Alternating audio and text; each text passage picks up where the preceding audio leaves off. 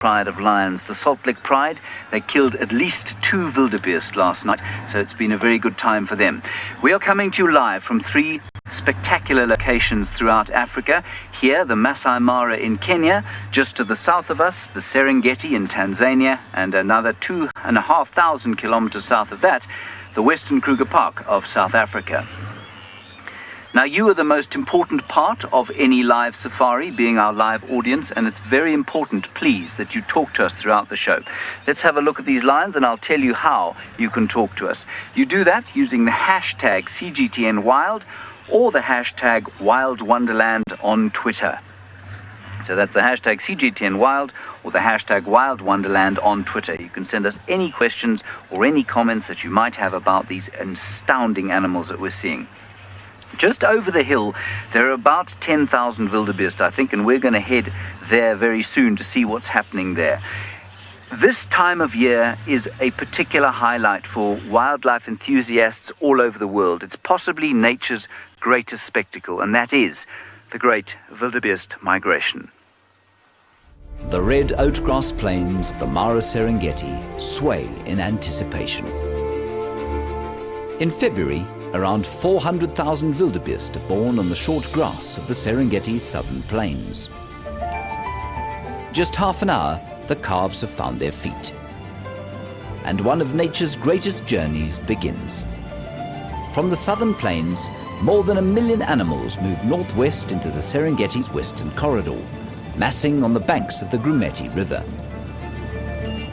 As the rut ends, the herds gallop north once more. Eventually, 2 million grazers arrive to feast on the abundance of the Maasai Mara. It begins with the trickle of the zebra vanguard, enjoying the undisturbed long grass plains, making the first crossings of the turbulent Mara River. Many fall to the rapids and the crocodiles. And then comes the main body of the migration, the thundering herds of white-bearded gnu, bleating songs of chaos in search of green pasture. The herds know the danger, but the call for food is too great. All must take the plunge. Not all will make it. For those that do, hungry prides and clans patrol the banks. For survivors, rich red oatgrass is the reward. Before it's time to cross the river again, as nature's greatest herd follows the life-giving storms and verdant plains of the Mara Serengeti for nourishment.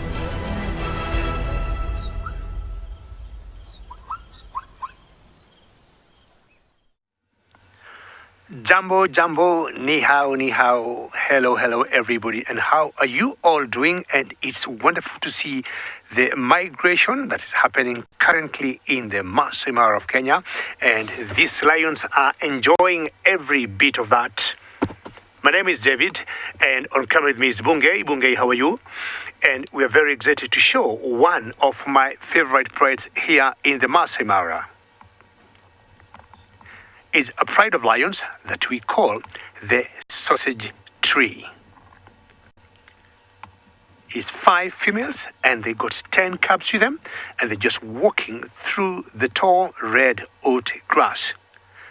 Remember, ladies and gentlemen, we are coming to you live from the Maasai Mara, and this is an amazing wild wonderland show. Look at that young boy there.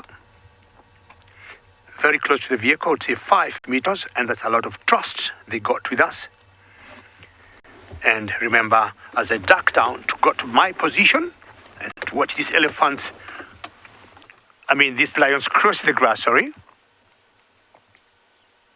And remember, ladies and gentlemen, should you have any questions or comments, you may send them through using hashtags CGTNWild or Wild Wonderland. Very excited to see lions walking in the grass. Not sure why I call them elephants, but I think it's out of excitement. Well, I want to follow them slowly and find out where they could be going. And in the meantime, we'll send you all the way to South Africa to my friend Trishala.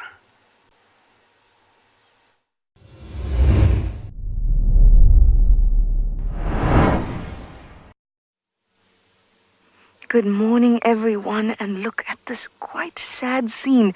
We have a little antelope called a duiker that is stuck in the mud up here in the north of the Sabi Sand in the Kruger area of South Africa, and that's where I am right now. My name is Trishala, and I have Sebastian on camera with me, and we are really excited, of course, to bring you the CGTN Wild Wonderland live show. So this is happening right now. Now we're sitting here and we're going to watch this duiker, and you can see that she's fairly distressed. And she's trying desperately to get out. There, you have one leg up. Come on, girl, you can do it. We have no idea how long it's been stuck in here, but your one leg is now out. She must be freezing cold. She must be tired. She must have been trying for so long to get out of this spot. And the thing is, out here in the African bush, the risks are just so high. There is actually a leopard close by. Yeah, that's the thing. I mean, from there... Paula, you say poor thing? It certainly is. It's very, very sad to see. And it seems like the more she tries, the more she gets stuck and bogged down in that mud. We're going to be rooting for her, and we hope that the leopard that is in the vicinity does not catch off of her. But you see, she's been very silent. She's not distress calling. She's not making any kind of noise that will signal to predators nearby that something is wrong. Because as soon as she does that, any predator nearby will lift up their head, perk up their ears, and know exactly where to come. Every now and then she just flops her head down onto the soil and hopes that she will actually be able to get out. Lara Moore, you'd like to know if any of the buffaloes went past here. I only saw the buffaloes more in the central area near Gallego Pan and then up at Vuyatela Pan. Oh, go girl. Go girl. But I'm not sure if they've come down here. I don't see many buffalo tracks here at the moment, at least not fresh ones. So she must have just come down to get a drink. You know, it's the dry season for us. It's winter. You can see that all the dried mud around her. So she must have gone to this one patch that had a little bit of water, put her head down, and then just slid in and become stuck. So who knows what will happen. We're going to sit around and wait with her. Maybe she'll get out, or maybe a predator will come along. But while we sit here and wait, let me send you up to Steve in the Maasai Mara and see what he's getting up to.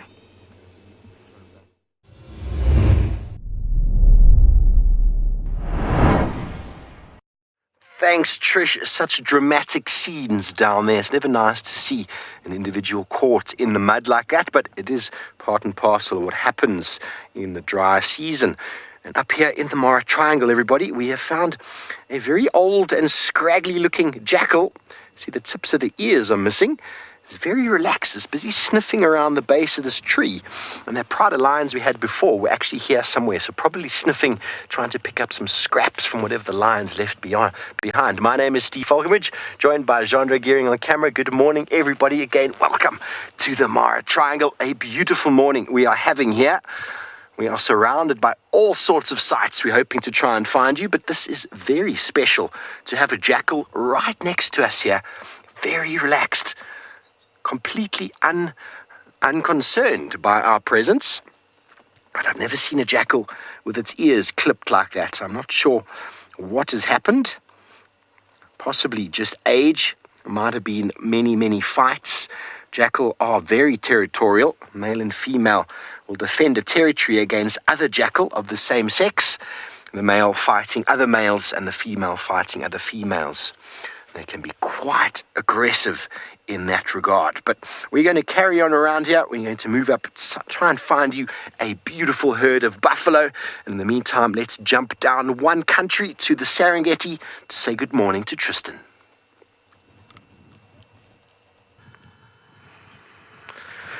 Indeed, Steve. Well, hopefully you'll find them. We actually had some buffalo not too far from here, but what you can see is that there is a lion on what is one of the most magnificent rocks that we have. He's actually just stood up now, and he's not alone up there. There is a female too, and they have been mating this morning. It really is spectacular to see them up on this rock. Now, hopefully what's going to happen is he's going to find the female and she's going to stand up and we'll actually see them mating. But while he kind of sniffs around and looks, best to tell you who I am. My name is Tristan. On camera, I've got David, and it is a very big welcome to the Serengeti in Tanzania. It is an absolutely wonderful place to be on safari. These rocks just make it that much better. It is seriously, seriously beautiful to be out here. And when you get rocks like that, coupled with lions on top of it, it is as good as it gets. Now, unfortunately, the male has just slipped in behind a little edging on the rock. This rock is absolutely massive, and so it's very difficult to see where they are. But I think there comes the male. Look at that.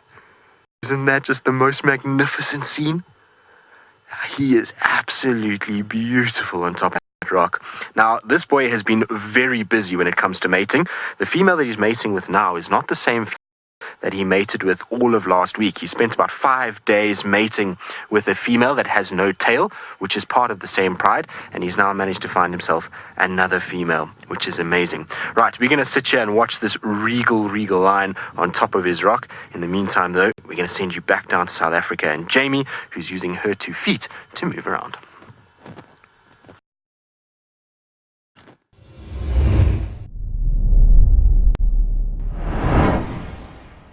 Excitement comes in all shapes and sizes and forms when you are enjoying the wilderness, whether it's watching a regal lion standing on a rock or whether it's looking at incredibly fresh. And something very, very important here, it might seem a little bit disgusting, but this over here is a very, very fresh example of what actually looks like it might have been just a little bit of leopard scat.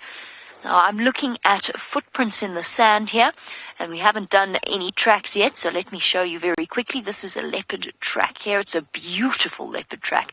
It is crisp and fresh. Her toes are here, 1, 2, 3, and 4. And I know it's a leopard track by the 3 lobes at the back, as well as the size. And I know that it's a female by the size.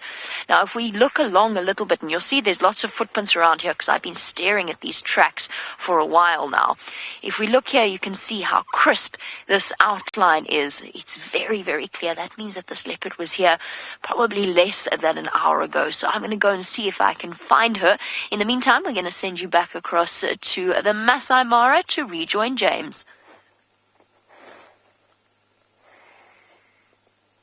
And you? Yeah. No. Here we are sitting in amongst the great herds of the migration. Just listen to them.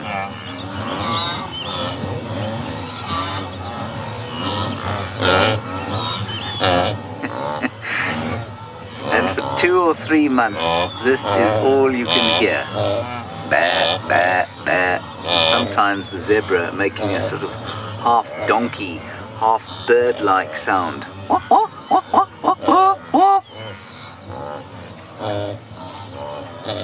Look at them all.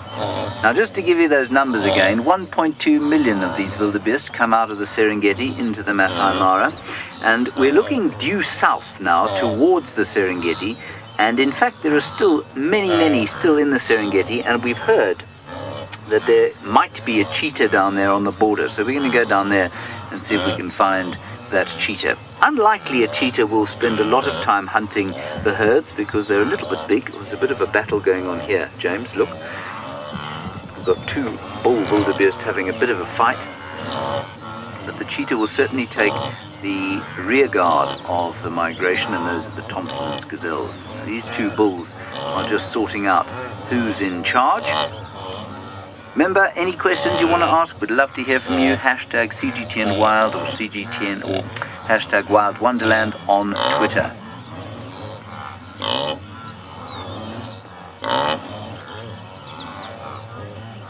Righty, David, Gathamba Gitu is about, I'm going to say, 10 kilometers off to the west of where we are now. You're going to go back to him. We're going to head south.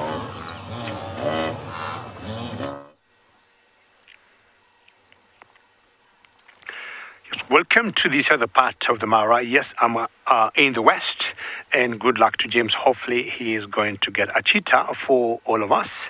Now, the lions are still on the walk, and you can see how tall this red oat grass is. They might easily disappear in the grass there unless you look very carefully. Boom, seeing them flicking their tails like that, that's always what helps us to be able to spot them. Otherwise, if I had not seen them, they just disappeared. See that? Now, here in the Mara, the migration takes about 1 year to come. The last time it was here, it was last year, around September, October, and the migration is right back, and it's always exciting when these lions in the Mara wait for the migration. Dawn is a special time to be with the lion pride in East Africa. The waving grasses, lions' coats, and rising sun make 100 shades of gold. Stunning as this scene is, the pride suffer a lean few months in the long grass before the migration. But the arrival of the herds bring relief to hard-working mothers. Hunting is easier with the plentiful wildebeest and zebra. Cubs fatten, content and playful. The bounty of the migration season strengthens and fortifies the prides while giving them valuable experience. Experience they will need to navigate the immense challenges of the East African plains. The bush can definitely be a harsh place, and many herbivores get taken down during the migration. And down here in South Africa, where we are right now, the styker is still struggling to get out of the little pickle she's gotten herself into. But luckily for her, the leopard that is close by has moved just a little bit to the west of her and not coming straight towards her. Of course, like I said, she wouldn't have known that she's here just yet. But if she manages to stroll this way, she will get a meal, no doubt. But then also the presence... Oh, there you go. Maybe you'll make it out. Annette, you'd like to know what the chances are that she'll get out.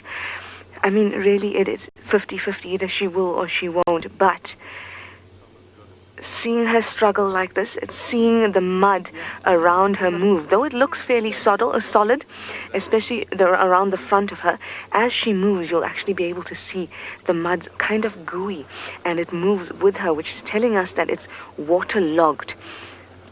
Come on, girl. Look at her try. Oh, so close. And look, she's so tired. She's resting her head now. And she's also so alert because she's scared. But it does not look good for her. You see, those back legs are the ones that need to propel her out, while the front ones will pull her out. So it's a very difficult thing, and I don't know if she will actually be able to get out. But we will stay with her and tell you the story and watch it unfold, and we do hope that she does get out. But if not, maybe one of our leopards or lions will get a meal. Robin, you say that you hope that she gets out? She is definitely, or we are definitely rooting for her.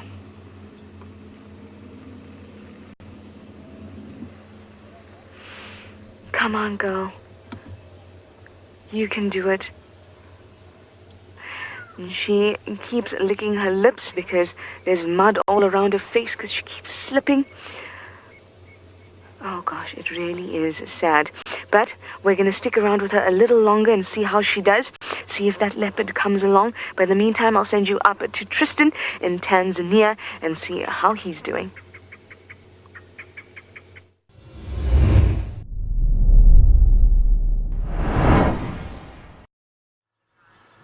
Well, I hope that duiker does get out. It's an incredible struggle that it's undergoing, and just to see the will to live is quite something on an animal like that. And the fact that we get to experience it live in Africa is absolutely amazing with all of you. And so this is a reminder that we are in the CGTN Wild Wonderland live show, and there's no better way for me to celebrate the Serengeti than to have a lion on a rock like this. I'd been hoping that this week we would get this particular scenario playing out, and this male lion is just posing better than we could ever imagine. You can see he's got his nose up. There's a bit of a breeze that's blowing at the moment, and he's sniffing around. Now, where we are at the moment, there are some wildebeest that are not too far, so it's a few small herds that are around, as well as some buffalo. And it might be that he's picking up on the wind. Up there, he's got a seriously big vantage point, as well as the fact that he's able to smell things and see things quite a long way away. And so if he's hungry and potentially wants to go and hunt, he's able to then pick those up. The other side of it is that if there is any sort of other predator that's around, then he obviously can see it from up there as well. Now, he does have a coalition member. There's 2 males that are hanging around this particular section that we're in, and so it's very possible that maybe he spotted his coalition member close by. Right. Now, James, how does the Tanzania ecosystem differ? Well, and that's from the Mara. Well, James, the thing about the northern Serengeti, or the Serengeti in general, is that the Serengeti in general is very, very diverse. Because it's so large, it's got different areas that are very, very different in many ways. Where we are based at the moment is the northern Serengeti, and the northern Serengeti and the Maasai Mara, even though they're so close, they do not feel or look the same at all.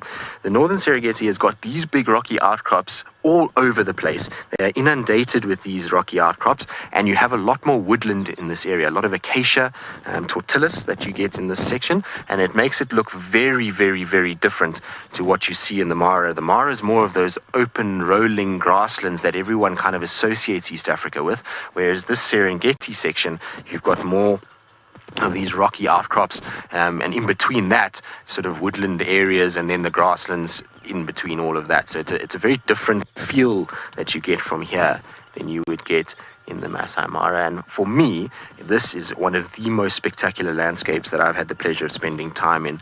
These rocks and just the way that it is around here is just absolutely beautiful. Right, now our male lion has decided to hide behind the rock for a little bit, so we'll just be patient and wait. I'm pretty sure they're going to come out and mate at some point. And so while we be patient, let's send you back up to the Mara with Steve and see how he's getting on.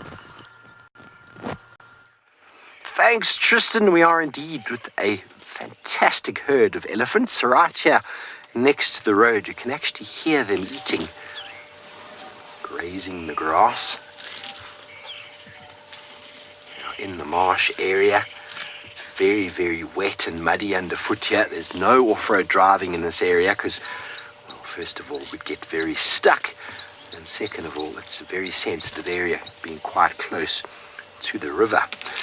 So we're quite close to the river. We can't really see the long undulating hills Tristan was mentioning about the Mara in comparison to that of the sort of rocky outcrops and wooded hills of the Serengeti. But beautiful nonetheless, and nothing prettier than a herd of elephants out in this landscape. Beautiful female here, using her trunk to graze quite efficiently. Smelling actually as she goes, looking for the best bit of grass, almost like choosing her favorite candy out of the packet. You'll see how she uses her trunk to sniff. Not really using her eyes at all, just moves the tip of the trunk around until she finds exactly what she's looking for. And a very, very keen sense of smell, elephants. They know each plant intimately and which one tastes sweeter. And although they are very large animals, they are extremely selective.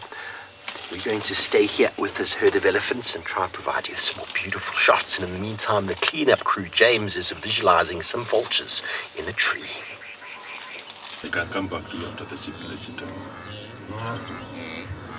Right, we have got the aerial cleanup crew now observing the herds, and they're waiting for something to drop dead or be killed. Now, what's very interesting and something that very few people realize is that 60% of the death that happens during this migration happens extra to predators. In other words, animals dying of old age, sickness, injury, being trampled by one another, that sort of thing. And that is why in or outside of migration season, there really aren't very many vultures in the Maasai Mara. But as soon as the migration arrives, then the vultures come with them. And these chaps are very fat and very full. We've got two species of vulture up there. I think we've got Ruppel's griffins. That's the one on the far right. And we've got white-backed vultures. Just second from the right, there's a white-backed. You can just see the little bit of white on its back there. Gorgeous birds. And unfortunately, highly endangered.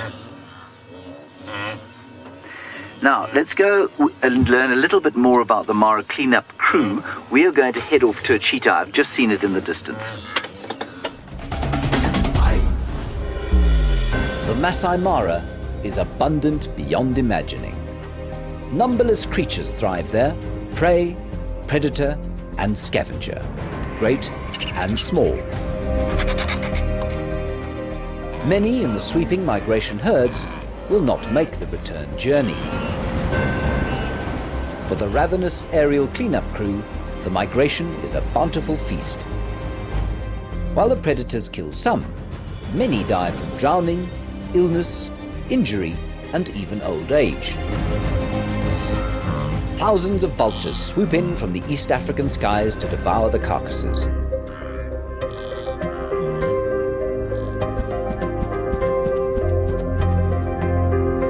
The enormous lappet-faced dominates,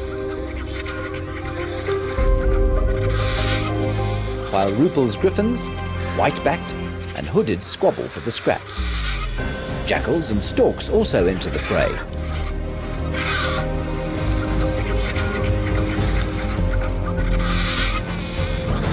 When the unruly banquet is over, the vultures of the Mara will once again take to the endless blue vault of Africa.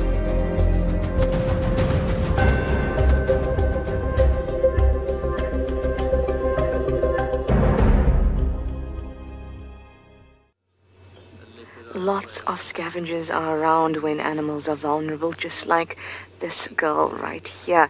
Now, there's also the potential, of course, for hyenas to come down, and there is a den nearby. But we've just heard that Thandi, the female leopard in this area, is about 200 meters away. How unbelievable is that? And remember that this is happening right now in the Kruger area of South Africa. And it is, of course, the CGT and Wild Wonderland live show. So you can interact with us, you can talk to us using the hashtag CGT and Wild and hashtag Wild Wonderland. We love to get your questions. Oh, come on, girl. She's so tired and she is frigid. She was shivering earlier on. She couldn't control herself, and you can see that now her neck is really wet. She's constantly been resting it down. There, she's shivering again. Andy, you'd like to know if anyone can help her out. We can't help her out because our role here is to observe and watch nature take its course, and it's not to interfere. And I know it always feels like we should be helping and doing the right thing in our heads, but in fact, by helping this deka out, you are doing a disservice to an animal who may need a meal. Maybe a leopard or a lion is desperate nearby and they need a meal. So it's always a catch-22. If you help this deka out, you're taking something away from the lion. You help the lion out and then you're taking something away from the deka. So there's always something that can benefit from an animal that's in distress. It seems, as if we are being unhelpful, but in fact, we are just here to watch. We are not here to interfere. We're here to observe everything that goes on in nature, and unfortunately, it is part of it. But like I said, it is the circle of life. It all comes round. So we're going to sit tight, wait for Thandi and see if she comes here, but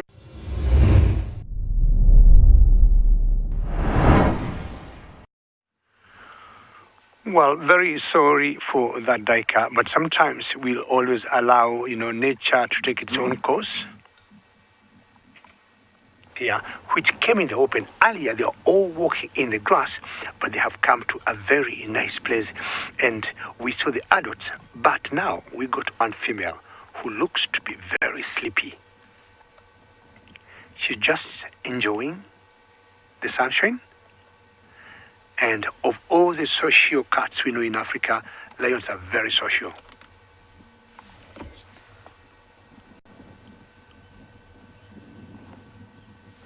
White Lady Leon, we got 4 sets of cubs here. And the oldest are about 1 year. And those are 2. And there's 1 that is 10 months old. And we got another 4 that are about 6 months. And we got another 3 that are about 4 months old. It's a lovely question. And I was saying earlier how social the lions are, including their own cubs. So you might get 1 female may suckle cubs that are not its own biologically, and we call that allo nursing or allo suckling. When I've just come in there and just had a rest. Now, we haven't seen the male of this particular pride. And what we're trying to do is to wait and see if the male will come around. They had a kill 2 days ago, and what would happen, they might take another 2 or 3, 4 days ago before they bring another kill down, which was a buffalo, as much as we got lots of wildebeest, but none around this area. We'll continue waiting here to see if all of them will come in this nice open place, but in the meantime, we'll take you to the other side of the Mara to my friend Steve, who got some elephants and some impalas. Thanks, Gigi. And you are all still here with us live, watching the CGTN Wild Wonderland live show with some impala here and elephants. Quintessential African experience. 2 very common savanna species. And to have them here in one shot is quite spectacular. And again, my name is Steve Falconbridge, joined by Jandre, and we are having an absolutely fantastic morning here down close to the Mara River. We are quite far in the northern parts of the Mara Triangle itself, and the tree line you can see off to the left there is in fact the tree line that runs along the Mara River. The major and only sort of main area of forest left along the Mara River itself is from here to sort of the Serena area. The majority of it, all the way along its length, has been removed. So some very nice indigenous forest along the rivers, lovely bird calls, beautiful habitat. Impala love these sort of edges along tree thickets and open areas, and that is what impala love so much. And an animal that we spend a lot of time with that loves catching impala, well, James seems to have found some.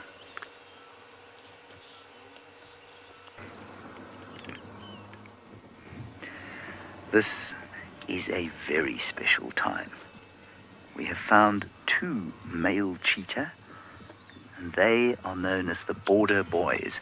They live here, sort of between Tanzania and Kenya, on the borders between the Maasai Mara and the Serengeti. My name is James Hendry. On camera we have got enormous James, that's his thumb over there, and it's a huge privilege to have you with us on CGTN's Wild Wonderland live show.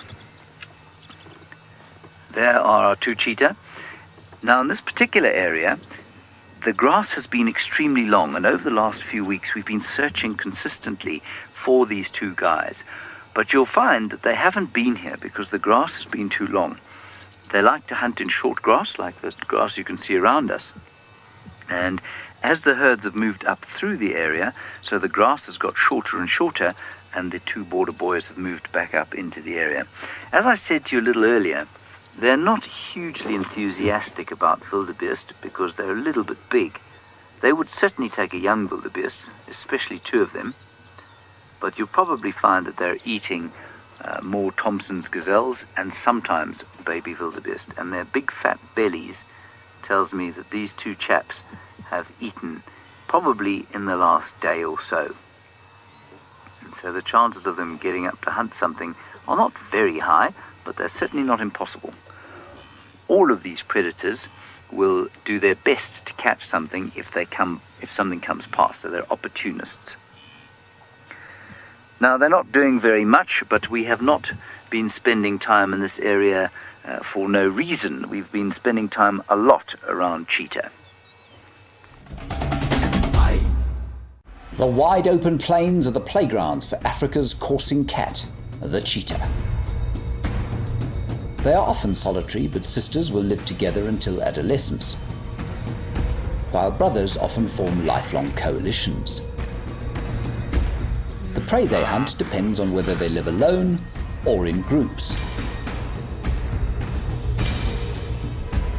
Selecting a victim is a painstaking and careful process.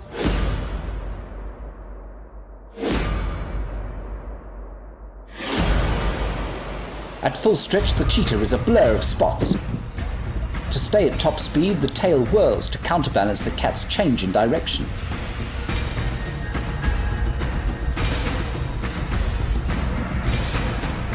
Despite their immense speed and agility, only about 40% of chasers are successful.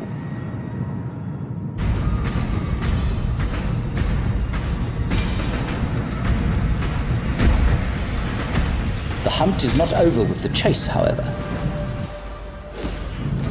Wrestling is a necessary skill, and the cheetah is built for speed, not power. Cheetah must also eat fast to avoid thieving scavengers. Only after the meal can this captivating cat rest. Look at this. Look at what we've got, from one spotted cat in the Maasai Mara to another here in the Greater Kruger. And not only are we looking at a leopard, but we are looking at a leopard on foot. And he's looking straight back at us. And this is what is so magical about Hosanna. Do you know how few people get to experience this in their lifetime?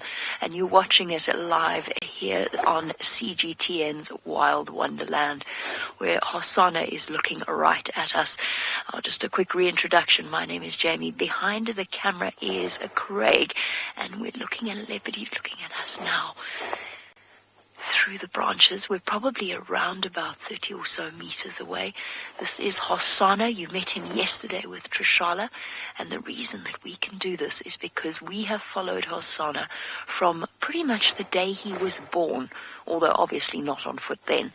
But from around about when he was 6 weeks old, we spent time with this lovely leopard on foot, as well as his sister.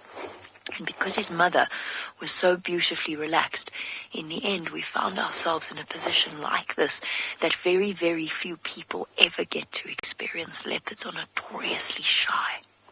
And he's actually not even looking at us now, he's ignoring us. This is astounding. Vivian, you want to know how fast a leopard can run, Vivian? They say that they have been recorded going at speeds of 24 meters per second. 24 meters per second. That's only obviously for short bursts. Probably in terms of their running speed, you're looking at around about 60 to 80 kilometers an hour at their sort of top speeds, but they can't maintain that for very, very long. Leopards are ambush predators. They're all about power and surprise. And he could cover this distance between myself and him in just a blink of an eye. And although we know that Hosanna's relaxed, we know that he's also getting older. His hormones are starting to flow, and we don't take his presence for granted. He's still a wild animal. It's just one that we happen to be able to get close to and experience like this. This is fantastic. All the way across on the other side of this beautiful piece of land that we call home, Trishala is sitting waiting for Hosanna's older sister.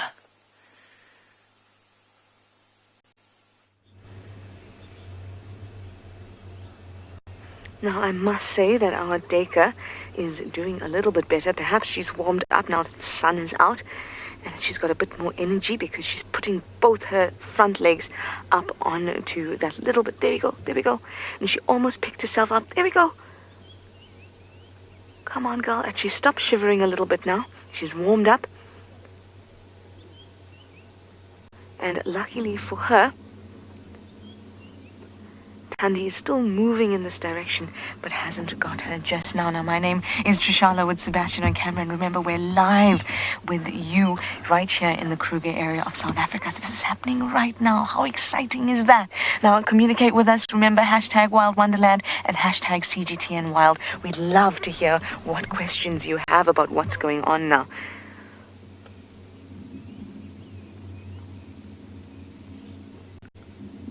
Something has gotten her attention. She'll be very, very wary. There we go, girl.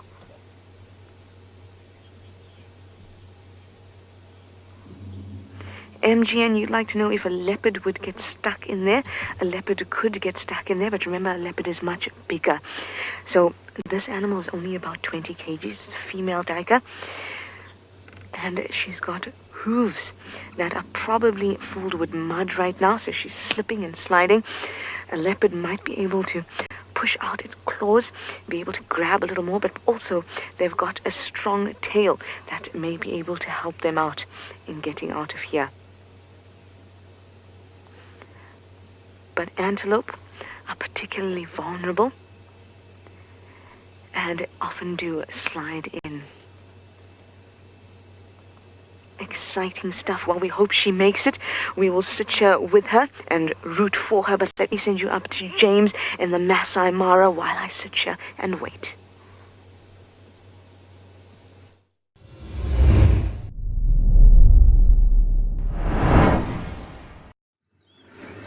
Now, leopards and cheetah are, of course, very, very different. They look superficially similar, but they are, in fact, very different. And the first difference is this amazingly flexible neck. Because they are so vulnerable, they have to be able to look up while they're sleeping. And so they can relax, but at the same time, cock their heads up at about 90 degrees. Now, if you were to try the same thing, if you were to lie on your side and then try and lift your head up, you'd very quickly get a pain in your neck and have to put your head back down. Cheetah are not like that. They can lie with their heads at this really unusual angle. Leopards, not so much. The big difference, though, is the complete over-specialization of this animal. This is a complete specialist. It's specialized entirely to catch animals in a speedy chase across plains like this. A leopard, however, is able to use a multitude of different habitat types. They can live in true forest, they can live almost in true desert, they can eat anything from termites up to the size of small giraffe sometimes. Cheetah have a much narrower dietary choice. They're totally over-specialized for speed, and it means that they can live in much more limited areas. They can only stay in areas where the habitat is very perfect for them. And that's why we don't see them as much as we see leopards, and why they are not nearly as widely distributed as leopards. Aren't they wonderful cats?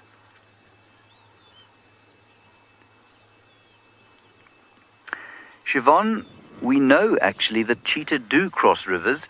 We've never seen them cross the Mara River. We've definitely seen them crossing the Talek River, which is just up stream of the Maasai Mara, or of the Mara River.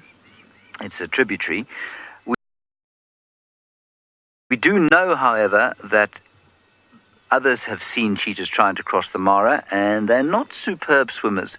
We know of at least one cheetah that's been drowned while trying to cross a raging river. So they're not the best swimmers. They can swim if they have to, and they do cross water if they have to, but they don't enjoy it. They're like most cats, you know.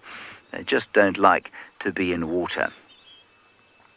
We'll sit with these guys. I don't think they're going to get up and go anywhere, but let's go across to Steve's cats, who are slightly more active.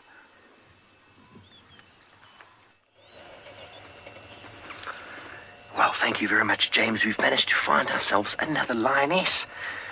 The trick in the Mara for finding animals is to have a good pair of binoculars, and whenever you stop, you scan. Have a look at the number of flies on her face. There on her belly, she's got a wound as well. Lots of flies. Oh, there we go. Flies all over the place. But look at that wound on the side of her hip. That is the kind of wound that an animal will get when a horn is thrust into them.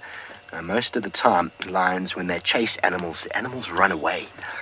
But every now and again, buffalo, wildebeest and the like will actually turn on the lion and use their horns, and when the lion turns to run, they quite often get gouged in the stomach or in the back of the legs, and sometimes if it's in the stomach it can be actually quite fatal, ripping the stomach open.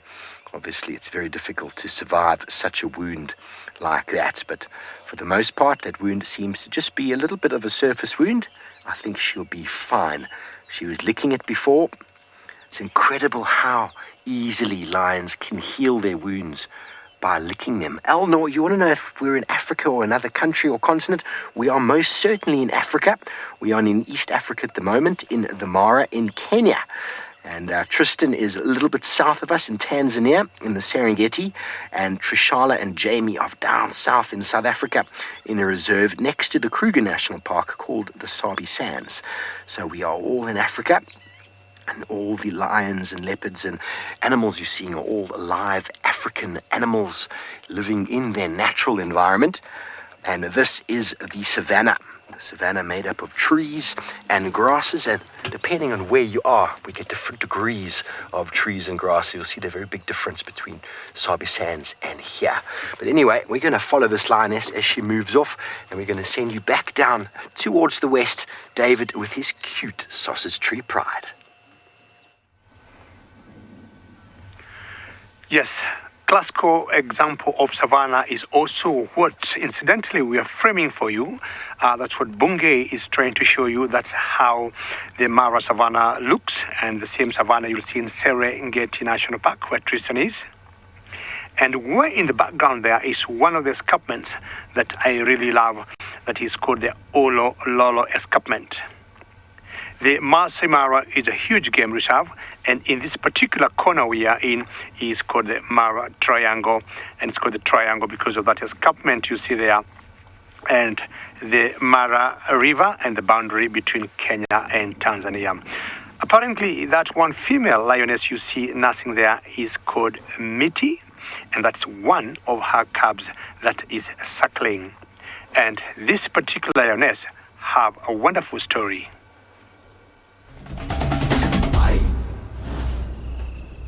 The behavior of one of the sausage tree lionesses does much to affirm the pride's name.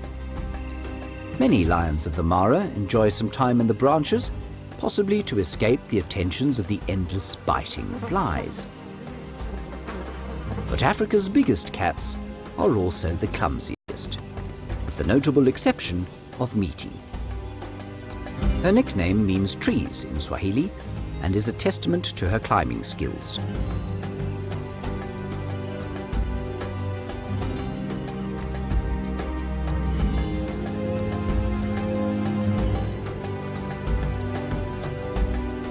Among the 5 lionesses of the pride, Miti is recognized for having the darkest brown eyes and a tiny cut on her pink nose.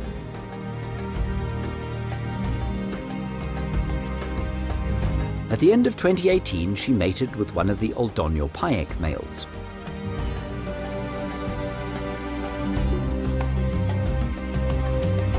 Her pregnancy was confirmed by the swollen belly she displayed sitting in her treetop deck chair in December.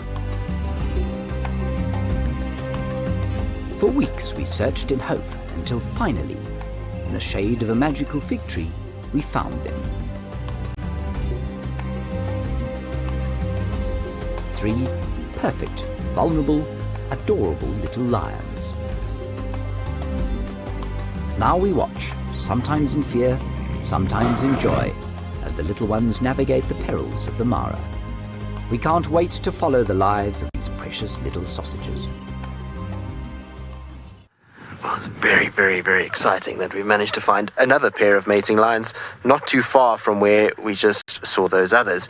And these two are also on rocks, much like the others, and it's probably due to the fact that we had a bit of rain last night. Now, when it rains in the evenings, we often find that the lions move up onto the rocks to get out of the wet grass.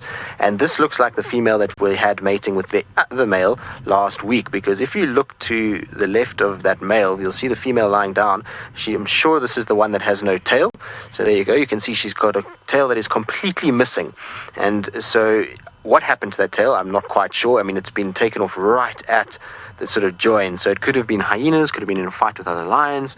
That's probably what's happened. I've actually had experience with lions losing their tails before, where Jamie and Trisha in South Africa, we used to have a pride there that had 2 females that had no tails, and both of them lost their tails to hyenas. So it is very, very, very possible that they ended up losing their tails to that, or like I say, maybe other lions that were in the area. But another beautiful, beautiful spot for lions to be able to mate. Paula, do lions notice us? Probably not in vehicles like this. They've become so accustomed to the cars, much like what we see from South Africa and Kenya. They certainly do notice if you move around. So if you stand up in a vehicle or you move around a car, they definitely look and kind of see you, but they don't see us as a threat, and they definitely don't consider us to be something that would hurt them or chase them when we're in vehicles. If you're on foot, very, very different story. So Jamie, she has to be a lot more aware of what she's doing. Lions would certainly notice her a lot easier than they would notice us in a vehicle. And you can see these lions are completely unperturbed by us. The female hasn't even lifted her head when we arrived and is still fast asleep under the shade of a tree. And they've actually got a really nice spot in comparison to the other two, because they're going to be able to stay there the whole day and stay nice and cool with a bit of a breeze that's blowing, whereas the other two are going to have to try and find a bit of shade. Right, we're going to try and see if we can position ourselves slightly better, see if we can get a bit of a closer view. In the meantime, though, let's send you back across to James, who's got the two cheetah brothers.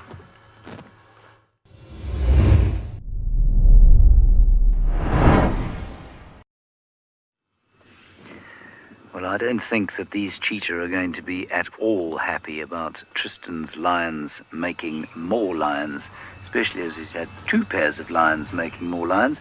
Lions are probably the leading cause of death of cheetah, and so they will not be pleased to hear Tristan's news. Nor, of course, will the wildebeest, which you can see on the hills behind our two cheetah as we look up into the Maasai Mara.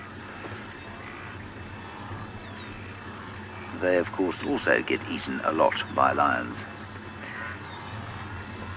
Now you can see the big fat belly on that cheetah. He's had a lot to eat over the last little while. And you can see also that the prey, so the wildebeest and all the other herbivores, have created a very large radius around the two cheetah, because they know they're here. They will have come past here, seen them, moved out the way, and then slowly they'll forget, basically, and the herds will close up towards the area again until one of them either gets killed or sees the cheetah. And then the radius will form again. And it's actually quite a good way of finding predators out here. You go onto a high point and you look amongst the herds and you find gaps. Vicky, that's a lovely question, and it's interesting because many people think that wildebeest move massive distances. They don't actually. The entire trip is probably, if you were to do it from the Southern Plains up into the Western Corridor, through the Grumeti Game Reserve and up into the Masai Mara, that whole distance is probably only about 450 kilometers. And then, it's probably less than that on the return journey. So 450 plus, say, 350 kilometers or so gives you 800 kilometers. Let's call it 900, or let's even call it 1,200, given all the circles that they do, because they don't walk in a straight line. So let's call it 1,200 kilometers. And it's actually not very far, because they do that over the course of a year. So that's only about 100 kilometers every month, which is not massive at all when you think about it. It's less than 5 kilometers a day. Now, I'm afraid my communications are slightly dim in my ear. I can't hear where we're going. We're going to leave these cheetah for now and head somewhere else spectacular.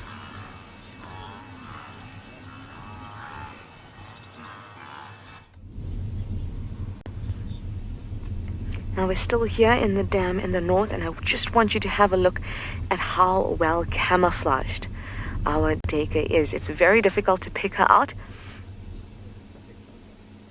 You can only just see her. There we go. So this is going to work well in her favor.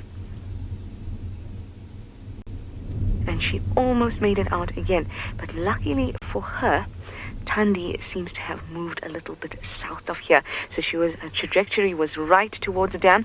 Now she's moved a little bit south. So our duiker here may live another day, which would be awesome. I just wanted to get her strength up. There we go. You can do it. And remember, she doesn't just need to get out of here, she needs to get out of here into a safe spot, because she's going to be heavy with mud, she's going to be wet, she's going to be tired. She needs to rest up in a safe spot, and then she will be just fine. She's also being very quiet.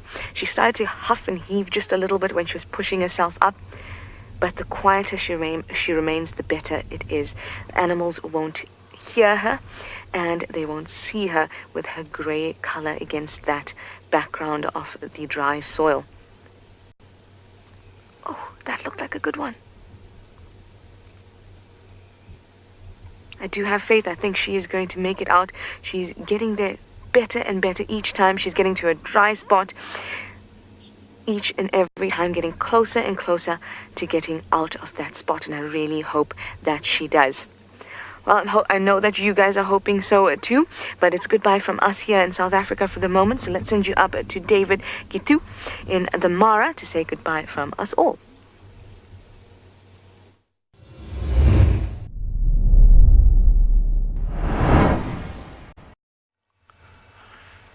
I am also wishing that Daika all the very best, Trishala, because if she takes rather long there before she comes out, possibility